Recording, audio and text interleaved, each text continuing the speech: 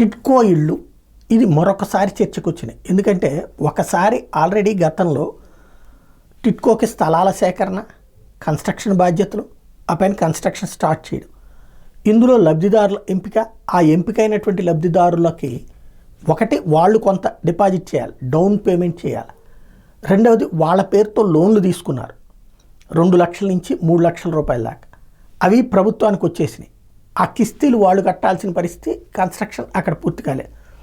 దానికి తోడు 4 అంతస్తులు 5 అంతస్తులు అది ఒక ఎత్తు అయితే అది అసంపూర్తిగా అప్పట్లో ఆగిపోయినాయి. 20 లక్షలు అన్నారు, తీరా చూస్తే 3.5 లక్షలు స్టార్ట్ చేసి అటు ఇటు కాకుండా ఆగిపోయింది. సరే, మీడియా అయితే 20 లక్షలకు ఇచ్చేశారన్న కోణంలో రాసుకొచ్చిన తర్వాత లెక్కతో తేలింది. అది పక్కన పెడితే జగన్ సర్కార్ ఆ టిడ్కో ఇళ్లలో 1 లక్ష వరకు పూర్తి చేసి ఇచ్చింది. ఇంకా 2-2.5 లక్షలు అండర్ కన్స్ట్రక్షన్లో ఉంచింది. ఎందుకంటే 20-30% పూర్తయిన వాటి జోలికి పోలేదు. అవి పూర్తి చేయడానికి ఎందుకు ఆగిపోవాల్సి వచ్చింది? డబ్బులు లేవు. దాని మీద తీసుకున్న లోన్స్ అంతకుముందు పసుపు కుంకుమ కిందకి ఇచ్చేశారన్నటువంటిది అప్పట్లో జగన్ సర్కార్ చెప్పుకొచ్చినటువంటి మాట.